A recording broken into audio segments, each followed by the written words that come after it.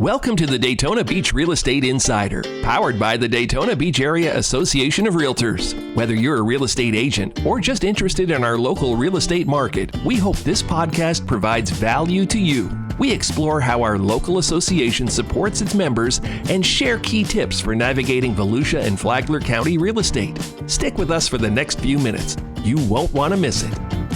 Hey guys, welcome again. This is the Daytona Beach Area Association of Realtors podcast, and I'm calling this one our Flippin' Podcast.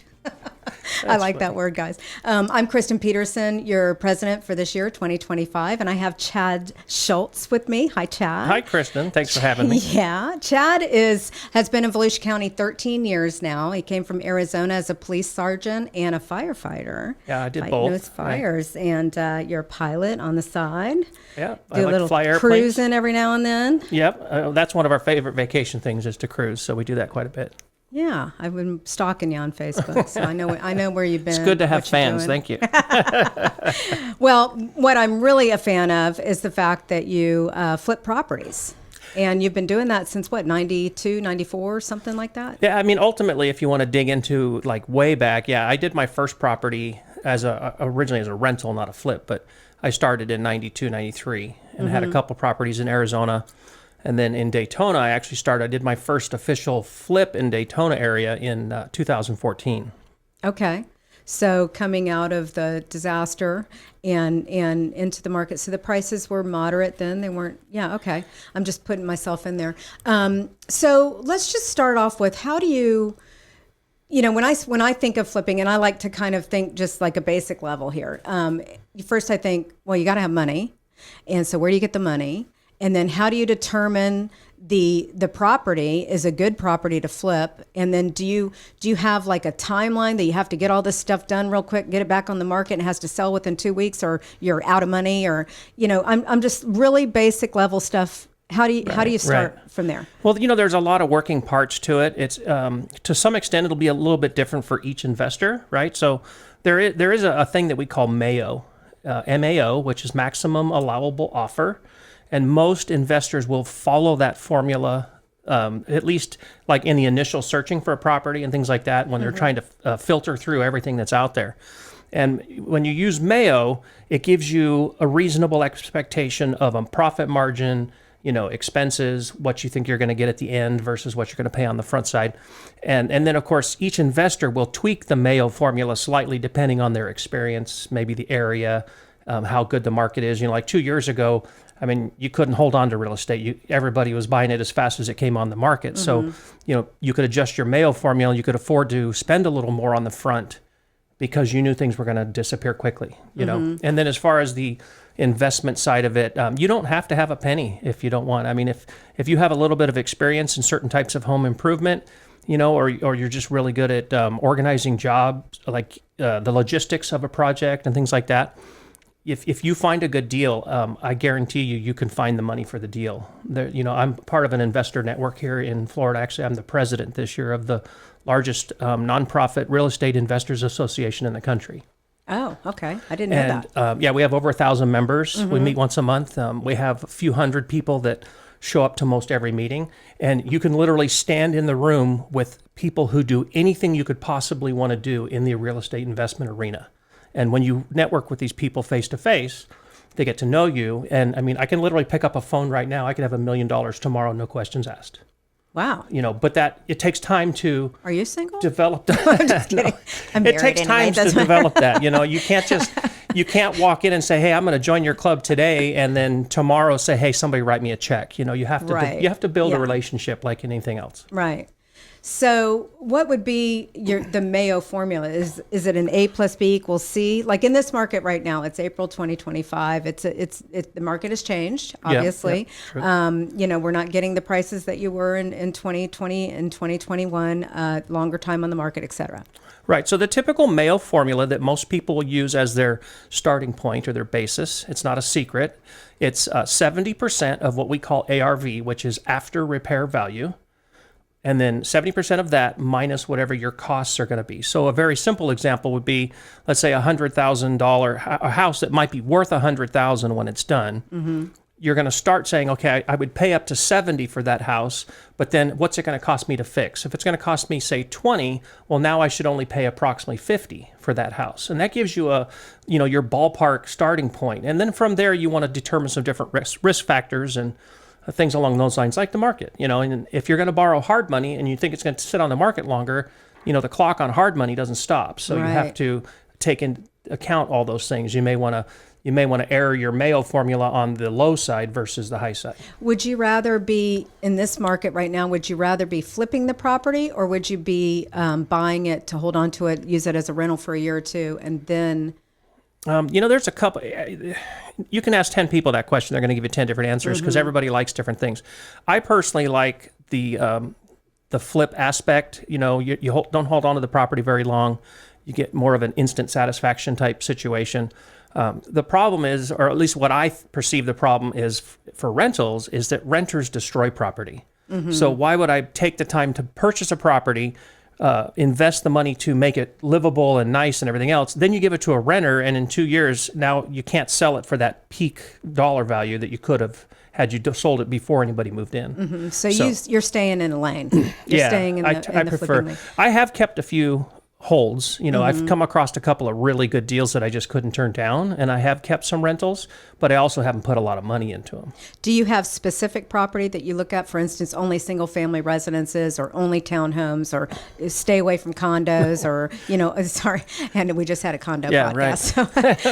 Right. Or manufactured housing. I would never do that. Or well, and again, I think that's another personal preference, but I don't like to do manufactured housing typically because the pieces and parts are slightly different. They're not really built like a regular home. So sometimes it's a little more difficult to source those things.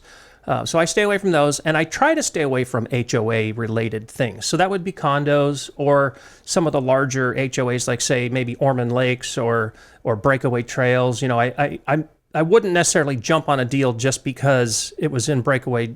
Or, if I had the choice between two, say, I would probably go with something that's not in an HOA, just because those are more costs that are going to keep ticking as you go along. So. Oh, okay.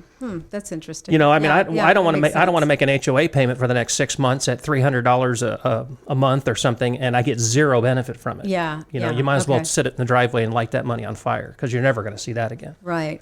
So, looking back, say, just over the last maybe 5 years or so, have you made a mistake? Knock on wood, I probably made some mistakes. Nobody. You know what I'm saying? Yeah. Like you bought something, you renovated it, and then. So far to date, I've never lost money on a project. Oh, okay. I've come close to like almost breaking even or making a small enough margin that you go, that really wasn't worth it. But I've never actually lost money. Part of my personal plan or the trajectory that I'm on is I don't generally borrow money. I don't like to borrow money because of the fact that the clock doesn't stop. And so in a market like this, now you're sweating because the clock's ticking and you're just waiting. I have a friend of mine who's got 6 properties on the market and they're all on hard money. Okay. Tell me you'd want to pay that bill every month, not knowing when you're going to sell it, right?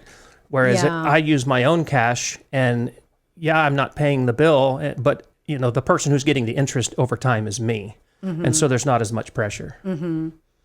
So what question am I not asking you that you're thinking, oh, you should be asking me that question? Well, I don't know. One thing that I'll kind of point to is I don't like the word flip. That's actually, for me, that's like a taboo thing. Well, no one wants to buy a flip. Nobody wants to buy a flip, right? Because the first thing nasty. that you, as a consumer, the first thing that comes to mind when you say flip is cheap, or somebody went there and just hit a bunch of stuff and, they stomp their feet. Sometimes it looks like that. You can exactly, see it right off the bat. But, hopefully I have a little bit better of a reputation. I've been doing this a little while, and most of you guys have seen some of my projects. And, I do a professional renovation. I don't do a flip. Even though it's the same time frames and things like that, we pull permits, we get things inspected, we use good quality materials, we put tile in houses and granite, and we make them top of the market properties for the area that they're in, because I want my homes to stand out, and then that reputation, whether you like it or not, does precede you. Yeah, so that's true. So I don't like the word flip. But. Okay, so professionally renovated. Now, are you doing a lot of the work yourself, or are you contracting this stuff out? Yeah, I prefer to do a lot of the work myself, mainly because you can control the product that way and the quality. I've got quite a bit of experience. So do you have a warehouse full of like all the stuff you got on sale or something? No. That's what I imagine. No, I got really good at sourcing a lot of stuff. I do have a small warehouse for some flooring because a friend of mine and I, we do so many flips together that we buy truckloads of flooring. And then we've started wholesaling that to other investors, as a resource for them. And it helps us because we can cycle through more flooring and everybody gets a better price. But that's really the only thing that I warehouse. Most of the rest of it, we have, like I have an account rep at Home Depot and different places that the layperson doesn't usually have. Okay. So. Yeah, then how would the layperson get in that game? Eventually, well, it's easy for everybody to get in once you get the ball rolling. So once you get the ball rolling and you start to snowball your projects, you'll spend more money. And as you go, Home Depot is going to notice that. And then when you hit certain limits, they're going to start approaching you, or Lowe's, or, they both work kind of the same, but they'll approach you when you start hitting certain spend limits, and that's how you start getting into those next levels. You get better discounts, you get representatives that will source things for you. You can literally give them a list and say, I need all these items. They'll go find them for you, and you don't have to waste that time. Okay, gotcha. So how many renovations do you do a year on average? I do between 5 and 8. Each year is a little different. Yeah. And that's mainly because I am hands-on on my projects. I just did, it was funny, you guys. At one time, do you have several going at once? Sometimes. One sell, one sell. Yeah, like recently I had 3 going on all at one time. Okay. And now I finished one, which happened to be a condo, but it was in a 2-story building. I sold that right away. Even in the slow market today, I sold it in less than a month, cash, almost for asking. So, that went very quickly. And then I have another one that's a large townhome, and that one's been on the market for a little while, but again, the market's slow at the moment. And then I just finished one up on the beach side. So sometimes I'll have 2 or 3 going, and sometimes I won't have any. Like at the moment, I'm not actively on one, but I might have one next week. It just so depends. I'm hearing. I mean, you just reading and hearing. I'm not in this game, so I don't really pay that much attention. But it's a terrible time to be a renovator or a flipper. This is just not the market. You're not going to find the deals. That's not true. Actually, you can find a deal in any market, and you never make your money when you sell the property. You make your money when you buy the property. So that's a really good hint there. That's exactly. If you buy the property right, that's where you make your money. And now not to say you don't find that that's difficult. Like when you're making these ridiculously low offers, and I mean, like everything else, it's a relationship game, right? And if I find somebody who's in a particular type of distress, I'm not really there as a person trying to buy their property. I'm there trying to help them solve a problem, and you'd be surprised if you focus on solving somebody's problem, the rest of it falls together and, very easily, I guess. It falls together much easier, and the number doesn't really become the issue. It's solving the problem. Can you take that's this the property? issue. Yeah. I'm in Iowa. My sister's in California. Mom and Dad passed away, and the house is there, and it's full of stuff. We don't know what to do. Don't worry, I'll take care of it. You take some of that weight off their shoulders, and they're happy about it. So you're not necessarily down in DeLand at the courthouse. Well, I've been there. Yeah, I know. But, because I think as lay people, we might think that that's the way this goes. You're down at a courthouse and bidding online, doing auctions or. Well, there's like anything else, there's 100 different ways to do this. And I might try to get that same house before it goes to the courthouse, or before it's in probate, or before. It doesn't always work, because there might be other people trying the same thing, or for whatever reason, the people just aren't ready.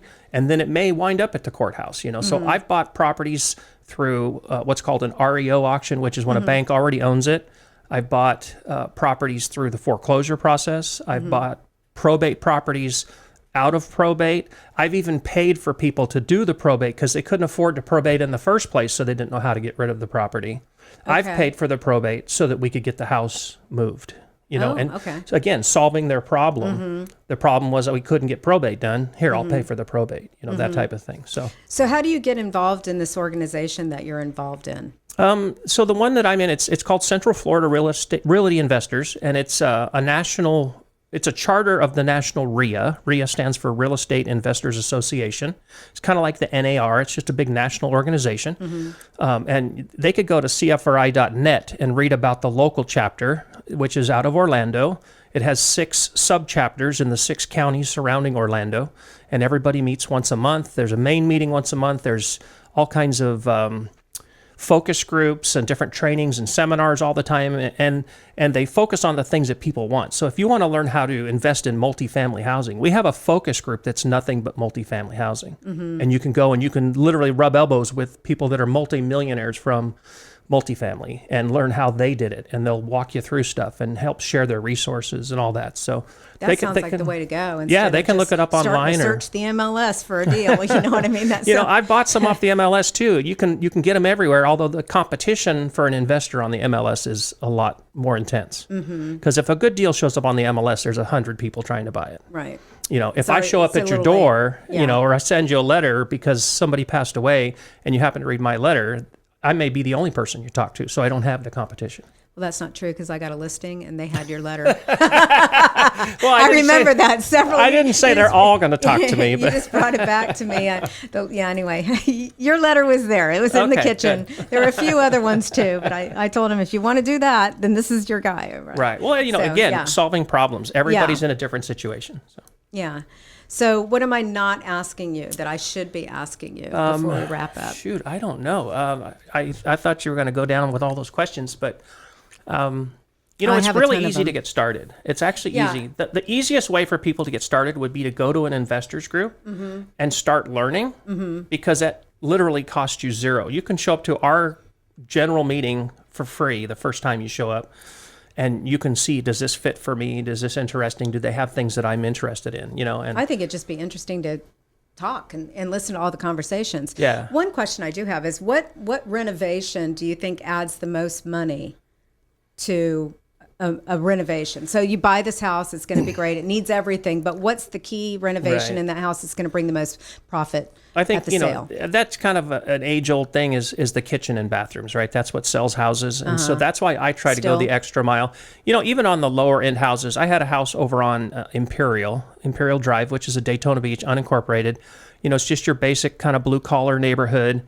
And I bought it for $55,000 a few years ago. And, we still put in nice, great cabinets, soft closed doors and drawers, granite in the kitchen, and I think this house sold for, at the time, like $136 or $138, which is a good price, but I guarantee it was probably the only house in that neighborhood that had granite at the time, and so it sold immediately. There was no competition because nobody else could compete, so I can build a kitchen. And when I say that, I mean, cabinets, countertops, nice backsplash, all that, for less than most people can go to Home Depot and buy a kitchen.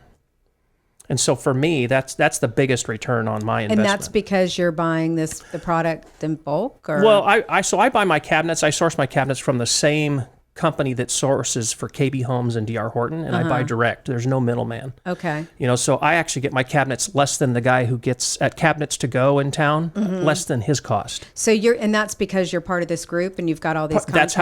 That's how I got connected with all these resources. Gotcha. Yeah. Okay, and, so again, you go in there and you start networking and you start learning about how to get these different resources and different things that you don't have to, go on the retail side, and that of course helps you out. Absolutely. Yeah. Huh. Interesting. Well, I'll see you at a meeting soon. And we'd love it. Come check it out. Yeah. They're a lot of fun.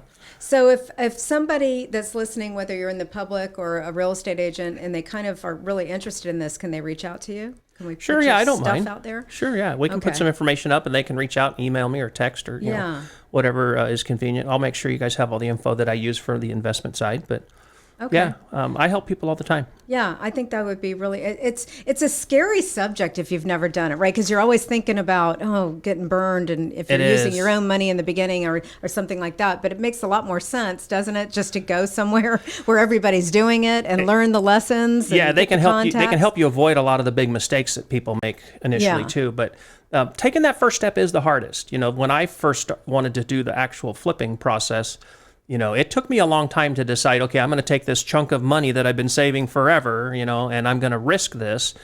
But after you do it at one or two times, even though there's some headaches along the way, and there's always a surprise in real estate, it's a little addictive, and you get to where you kind of make a routine, and it's like any other business. If you focus on what you want to do and you get trained and you learn about what you want to do, you can get good at what you want. Yeah, the hurdles. You know, the hurdles are always going to be there, Yeah. right? So you just make it through it, and the more you make it through the hurdles, they're less when they run into it again, a plumbing issue or it's not as big a it deal is. next time, Yeah, right? Exactly. I think my biggest piece of advice there is don't chase too many rabbits.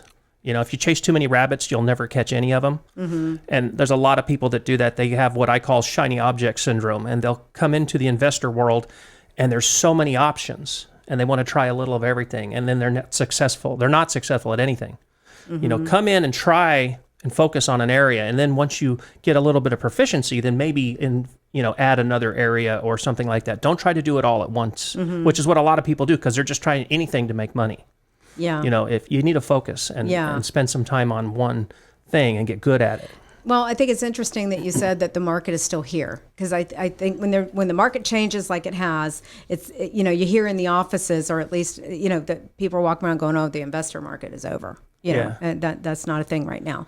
And you're saying that that's just not true. No, so investors are buying houses like crazy right now. Yeah. Yeah. Interesting. Okay, well, I really appreciate your time. Cool. That was I had a lot of fun. very interesting. Yeah, thanks, Chad.